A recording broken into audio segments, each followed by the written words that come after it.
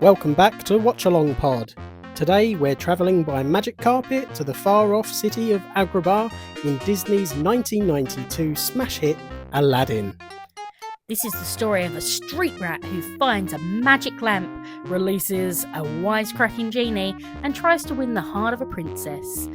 Packed with unforgettable songs by Alan Menken, Howard Ashman and Tim Rice, Aladdin was a box office smash, a critical hit, and another jewel in the crown of Disney's 90s Renaissance era. Aladdin brought a fresh sense of humour and energy to Disney, which, coupled with Robin Williams' star power, changed the way Disney films were made going forwards. So, is this film everything we could have wished for? Let's talk about it! Is everybody ready? Welcome back! Did you enjoy this film? Of course I enjoyed the film. It's a 90s film. Yeah, I mean, it's probably one of their best, I'd say. It's up there, it's up there. I learned something about myself watching this. Did you? I learned that I think I like this more than my favourite Disney film. Ooh. I know. Oh, that is shocking. I know. It's going to make... I would probably I prefer this to your favourite as well. Yeah, I mean, we can talk about this when we get to the ranking part. But yeah, it's just... There's so much to like about this. I love the film because I love that there is something for everyone, isn't there? Again, a bit like Beauty and the Beast, which we spoke about last week, which you said, oh, it's a girly film. It's not. And lots of... Have you forgotten watching it already? No, I mean, it's kind of girly, but please continue. But there's characters and plots for you to enjoy. It's not just, there's other things going on. Same with this. There is a love story in this, but there's lots of other things going on. Yeah. Because the main focus is a love story. But there's so much else. Yeah, I mean, there's multiple plots going on at the same time. You've got the love story, you've got the genie's freedom, you've got Jafar's... Yeah, Jafar is scary, man. It's horrible. When we used to go to the parks when I was a kid, honestly, the most terrifying character to meet, because really tall, intimidating, looking down on you as a child, I was like, no, not Jafar! Like, scary. Yeah, I agree, terrifying in the parks, but I think the reason for me is because of the type of character he is in the park. Face characters, absolutely fine. Fur characters, absolutely fine. But characters like Jafar and Woody, especially the old Woody. Yeah. Scary faces. Mm-hmm. But yeah. Yeah. He's a scary character as well, though, because I feel like he is such a slime ball, isn't he? Like, even as a kid, I was like, he's so slimy. Like, this old man wants to marry Jasmine, who's like 16 or something. I think she's 15, maybe? I can't remember. Even worse. Because I think it's before her 16th birthday, isn't it? Or is it before her 18th birthday? I can't remember. remember. Sultan says before your next birthday. He doesn't specify. So, yeah, I can't remember what she's meant to be. Maybe 17. Can't remember. But still, I'm like, absolutely not. Yeah. And at first you kind of get the feel that he just wants to marry her to get the power. But a bit later, it starts feeling like he wants the full package. When he puts her in the iconic red outfit. Yeah. But as we're on Jasmine, let's talk about a classic Disney princess that she is. I think she is an underrated Disney princess. I think that I know she's many, many people's favourites, absolutely. But I think people have often said, oh, she's spoiled. Like they've sort of gone down the route of there's no substance to her. She's just the spoiled princess and all of this stuff. And I'm like, rewatching it as an adult, I'm like, actually, she's not that at all. Like, I'm not surprised to be one. Like, she was a feminist, man. Yeah, Like, she was standing up for what she wanted, and she wasn't spoiled. She wanted to have freedom, which is a very different thing. So I actually, as a kid, I liked Jasmine, but she wasn't like a princess that I watched and was like, I want to be Jasmine. It, it, I don't know why I didn't just. I loved Aladdin as a kid. Like, I loved the film, and I used to watch it all the time. But Jasmine wasn't one of those princesses that I was like, I want to be Jasmine. And I could not tell you why that was. But she wasn't. Maybe I didn't want to get my midriff out. I don't know. same. Yeah. But yeah, I think she's a very interesting character. And sadly, I don't think you get enough of her in the film.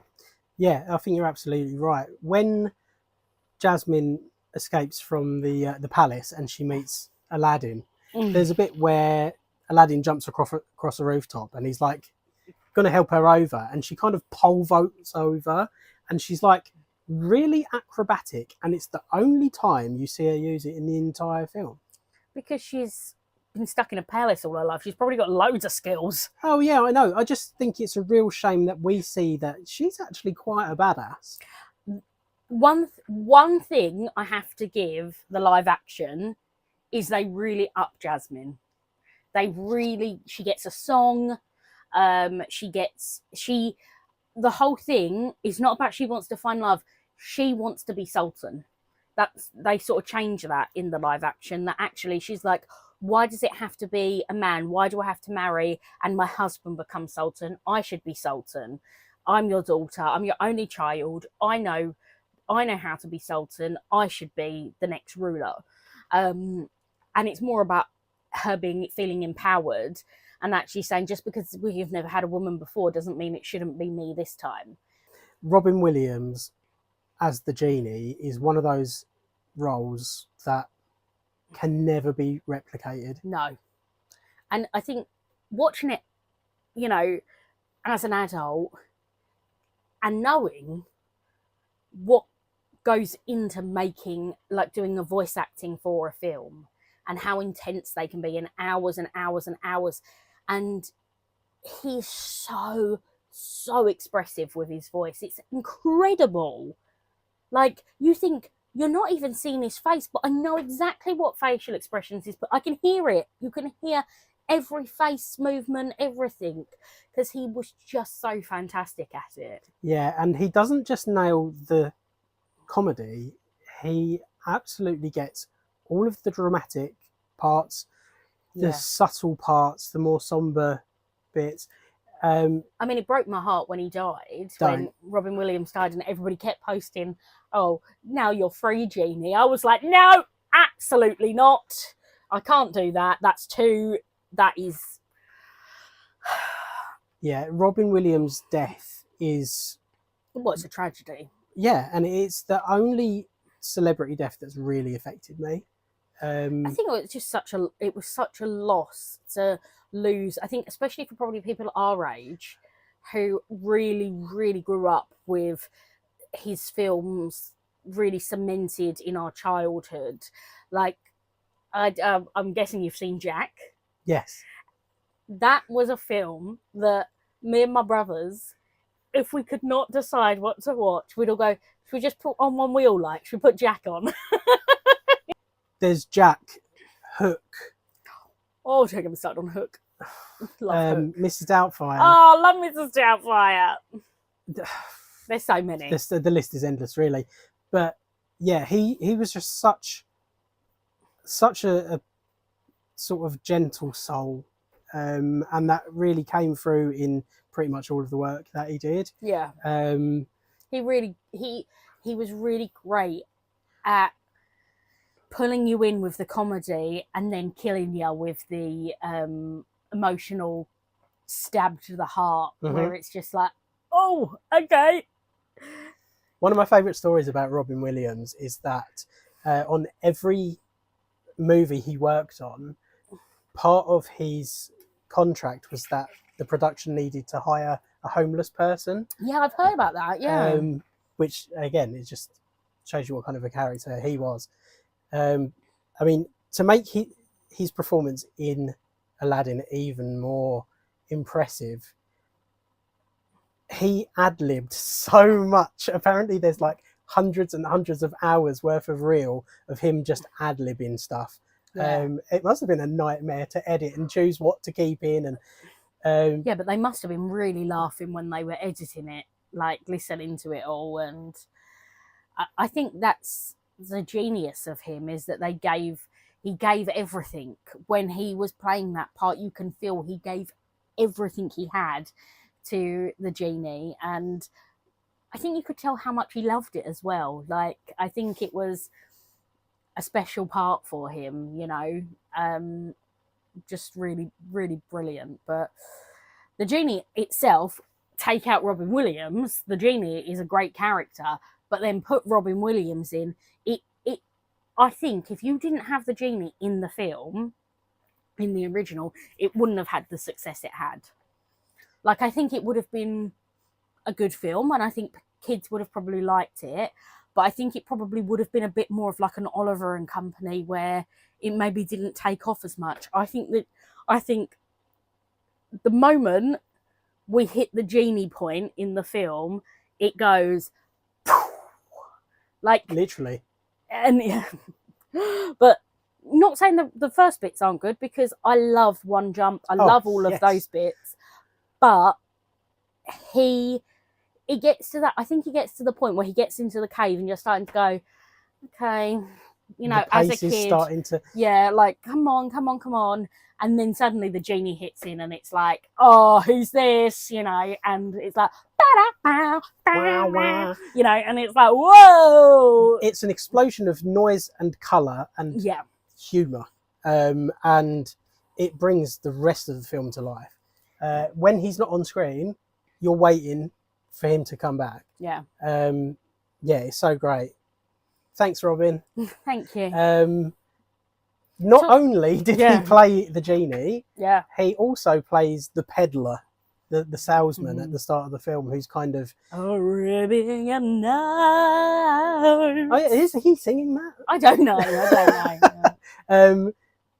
But yeah, I really like a couple of implications, and apparently in the live action film, it's kind of, it is, you find out at the end that it is the genie telling the story. Yeah, and I think because I never knew until I was an adult that it was also Robin Williams, and I mean, watching it this time, you can hear it. You can tell. But yeah, I like that it's subtle and it's not referenced. But if you notice, you can kind of put pieces together and make your own conclusion about whether he is the genie or if he isn't the genie. But there's also another theory that he is just a salesman, and he's trying to flog his cheap wares. So he's coming up with this big fish story about this magic lamp just to try and sell you this lamp, which I like as well. Yeah, that's a really good one. I like that. I think he's on for such a short time. But as soon as you, like, if somebody played a clip of that voice, I'd be like, oh, the opening of Aladdin. Like, I would know 100%. And do you know what was really sad? So I actually only watched it this afternoon, and my nephews were here, and I was speaking nearly every single word of this film. And I could see my nephews giving me this weird look, and I was thinking, I didn't even realise that I knew all the words to this film. But that's how much I must have watched it as a kid. It definitely was up there with one of my faves as a kid. Yeah, me too. Yeah, I watched this one a lot. I think with The Lion King, this is probably one of my most watched. I think I just like that, you know, there's a lot of songs, you know. As we all know, I am an Alan Menken ophile. I don't know what they'd call. I don't know what they call themselves. Yeah. Menkies. So I think he is an absolute genius, and he has been one of the biggest keys to the Disney success in the 90s. Well, he was the 90s. Even he is the nows, but you know, he wrote this, at the same time he was writing Beauty and the Beast. They actually started this before Beauty and the Beast, Ooh. but it got shelved. Like, not properly shelved, but it was just sort of put on hold while they did some other stuff. They did Beauty and the Beast, and they were still sort of half working on this at the same time. I'm pretty sure that the CEO of Disney wasn't happy with the story, and it went through like extensive rewrites. Yeah, so there's a song that got cut from the film called Proud of Your Boy that actually did end up in the West End of the Broadway version. It was one of their favourite songs, and it was one of Howard Ashman's favourite songs as well. And they were really disappointed. Well, Alan Menken, Howard Ashman had died by that point, but Alan Menken was really disappointed when they had to cut that song, just due to length. But it's meant to have come after he gets kicked by the guy in the horse, and he sings sort of the small reprise of "Riff Raff Street Rat, I don't take that." It's meant to be there, and he's meant to be singing about his parents, that he believes they're out there somewhere and they'd be proud of him. Mm-hmm. And yeah, it's really a beautiful song, but they just felt it slowed the pace of the beginning down, which was sad. But it is out there, and you can listen to it, because obviously there's now the Broadway recording, but there's also original recordings and things, which is really lovely. But yeah, they wrote a lot of this pre-Beauty, and sadly Howard Ashman died before Aladdin came out, so he never got to see the success of this one. And he was even writing some of the songs for this, specifically Prince Ali, while he was dying in a hospital bed of AIDS. Wow. Alan Menken went to see him, took his little piano, and he said, "We've got a job to do." And Howard Ashman went, "Yes, we do." And they sat and wrote it while he was, waiting to die, basically. And it was really sad. When I saw Alan Menken in concert, he still was like, he got teary about it, because it was such a emotional time for him.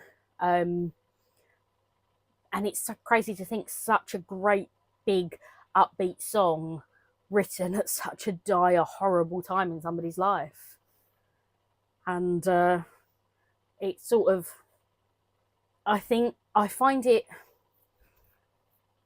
weird that obviously the person who ended up singing it was also hiding behind a smile and a big song, pain. And it sort of, was that sort of strange follow-on. That's quite poetic. That. Yeah.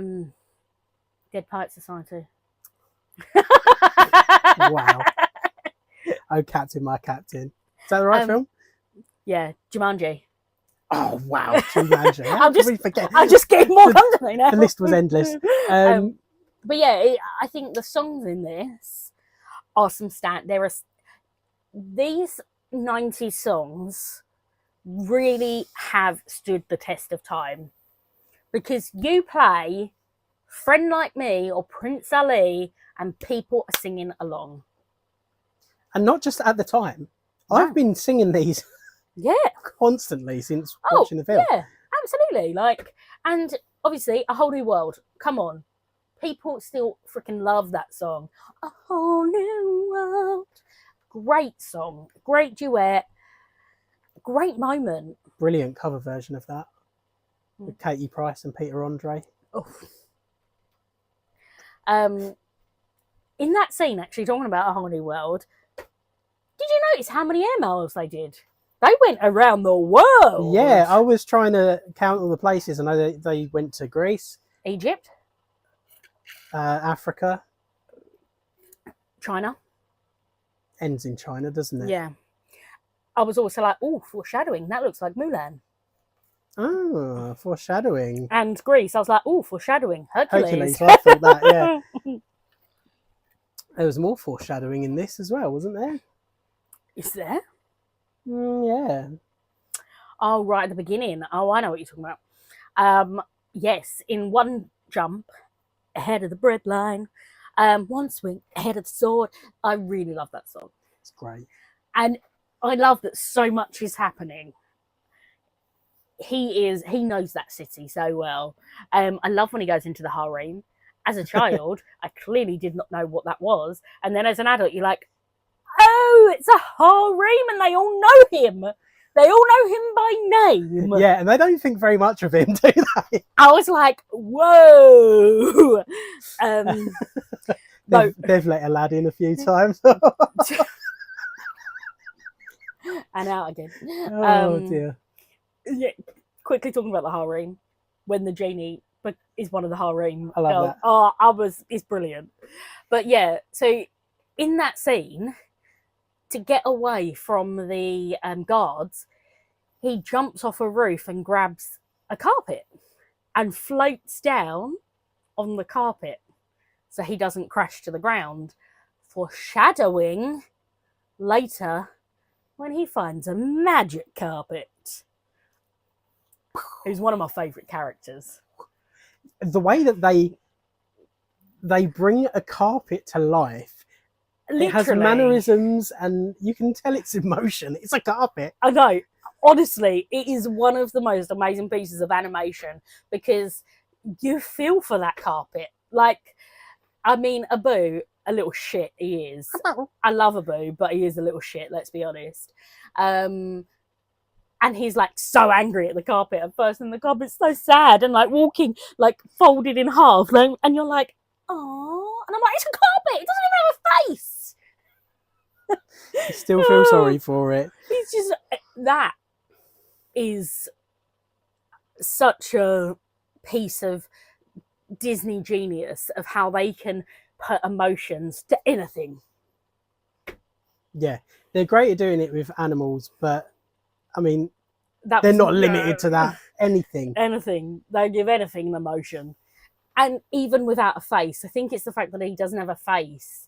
Because obviously, if you put a face on something, you can put, frowns, you can put smiles, things like that. Whereas a carpet that is flat, and you just think, brilliant, absolutely genius. Masters of their art. Lots of people now would be like, oh, well, yeah, of course you can, because loads of people have now done it. But back then, he was animating a carpet to be have human qualities.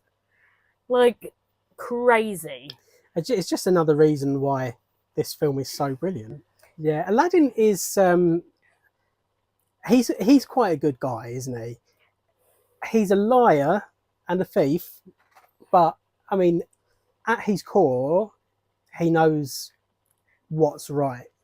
He's stealing to feed himself, and ultimately he only gives the bread what away. He can't afford.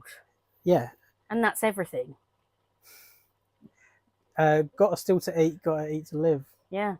Tell you all about it when I got the time. Yeah. And then, I mean, there's hungry kids and he gives his bread away that he's just stolen. Yeah. He knows what's right. And it's not easy for him to steal. They have to go through quite a lot of hoops.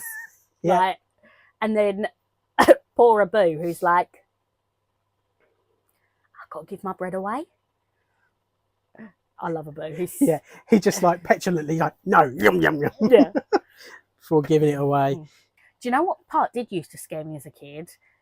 When Jafar turns into the old man and they're in the like prison. I was always like, he's creepy. Look at his teeth. Like, oh.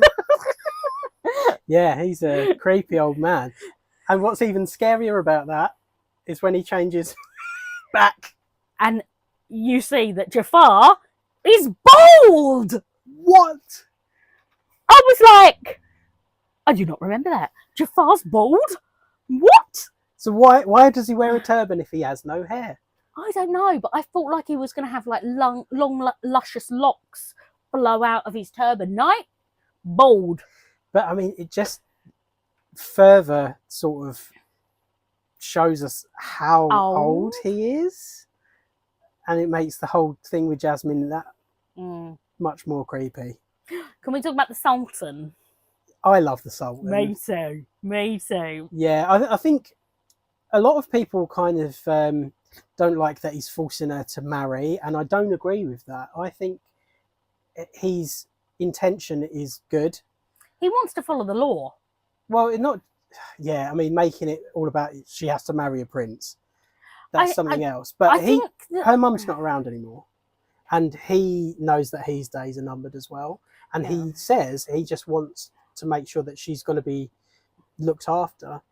because you have to take it in the time period it's set. Women did not have, what's the word? Anonymity? No. What's the word? Like, What is the word? they had to rely on a man. Yes. If they weren't married, they were shunned. She would have ended up in the harem. Yeah. She would have ended up in the whorehouse because she would have been an unwed woman. So that's what you want to happen. Though they do look like they were having fun. Yeah, I think in the time period that it's supposed to be set, she would be dressed more modestly. Maybe. Maybe not. Who knows? I don't know. She's wearing like harem sort of clothing, isn't she? I would have thought that a royal princess would be covered and. But she's nobody ever sees her. She's not allowed outside. Oh, that's So true. maybe that's just her chill out clothes. Yeah. Okay. Fair enough. Because the people don't see her, do they? Only when she sneaks out. She sneaks out, and then she's in a brown sack. Mm-hmm. So, but yeah, the Sultan. I love how just bouncy he is. Yeah, he's like roly poly and jolly. Yeah. Though I do think, how are you running a country? He's a buffoon. I do worry about that. Yeah, well, his advisor Jafar probably is running the show from behind the scenes, and that's probably why Agrabah has got such high crime and poverty, because Jafar's not a good guy. Nope. Tell you who else isn't a good guy? Iago. Oh, but I love him. He's like, you can't include Genie. Obviously, Genie's everyone's favourite. Yeah. Iago is my favourite character, bar Genie. I really like in, is it number 2?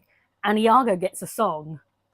Forget about this love. Da, da, da, da, da, da. And I'm like, I love it. Well, I mean, I've seen the second. The second one is The Return of Jafar. Yeah, Return of Jafar.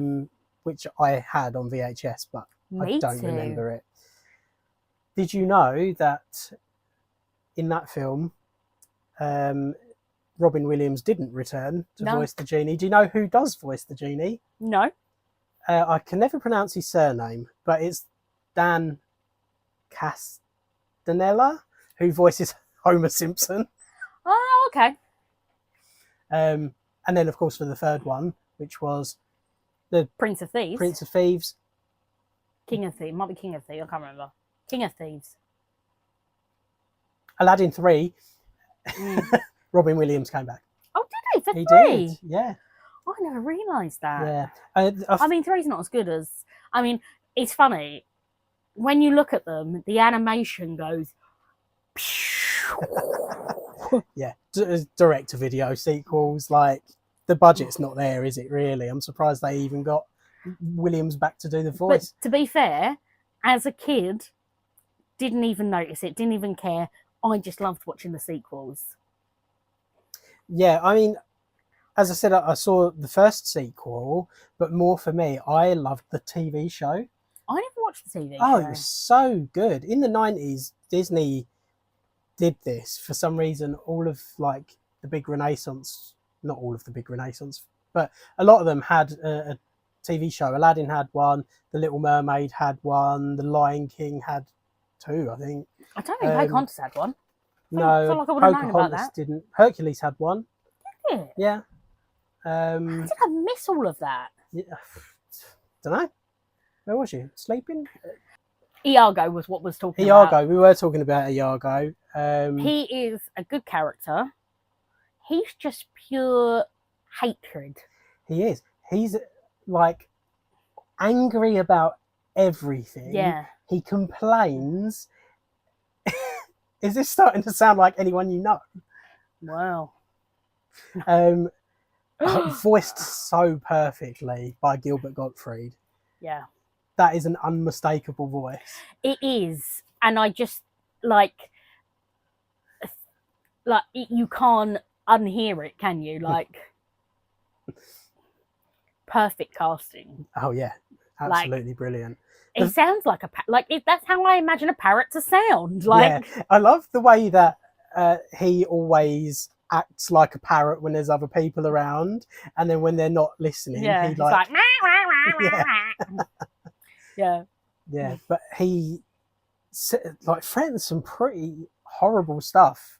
Like we'll throw them off a cliff and chop off their heads. But I think he's all beak and no action. Yeah. Though he does stuff the Sultan's mouth with crackers, like he said he was going to do. Polly, want a cracker? So time to rank it. We get Aladdin and Jasmine. We could have had the Genie. There was quite a few, but I felt Aladdin needed to be on there as it is his film. Bless him. He gets a bit forgotten sometimes. Yeah, I mean, we spoke about every other character but him. He's all right. Yeah, I think he, although he's a hero and he's the driver, his heart's in the right place, but I just don't feel like he has much growth through the film. He's a bit like, yeah, you want him to win because he's the underdog, but there's so much else going on around him that sort of, you're like, it's more interesting. Yeah. So last week we filled the number one space.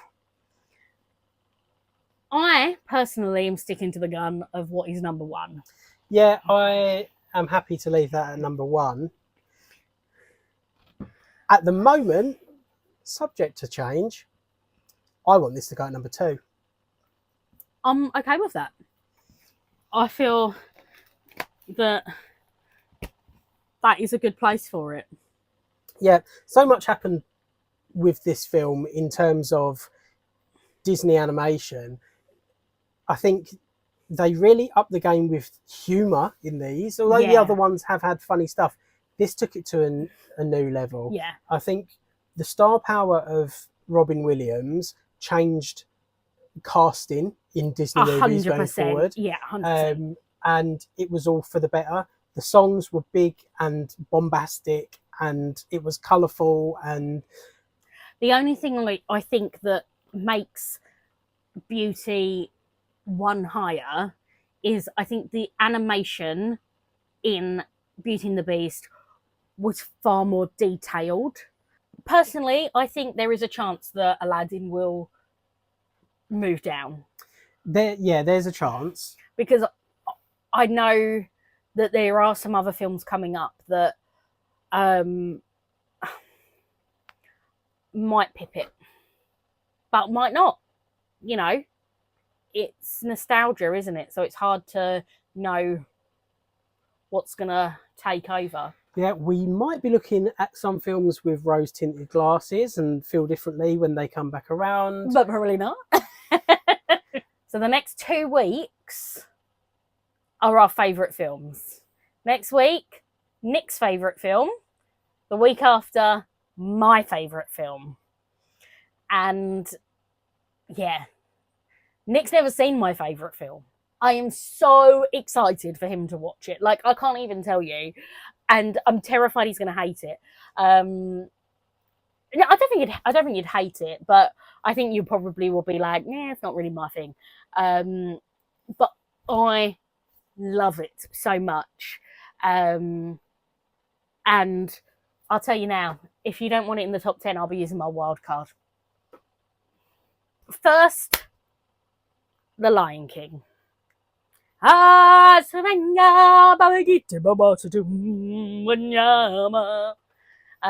those were the right words, but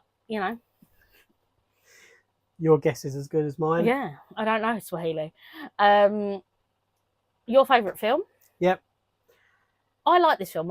I don't have anything against this film. I really do enjoy it. Not my favourite film though. So, because Pocahontas is. But I'm pretty confident it will end up on this board. Okay, cool. I'm glad you feel that way. Yeah, I'm not. I love The Lion King. Absolutely. There's I've not got any hate towards the Lion King other than the hyenas, which scare me. But yeah, I just I feel like it doesn't fit in with the Alan Menkins, and that's what gets me. Don't hold that against it. No, I don't hold that against it, but I think it has got more of a poppy feel. Yeah, it has. And but I prefer musical theatre. we'll talk about it. Yeah, we'll talk about next week. We'll talk about next week. So, yeah, there we go. 1 and 2. Enjoying this. And we will see you next week. next week. Bye. Bye. Is everybody ready?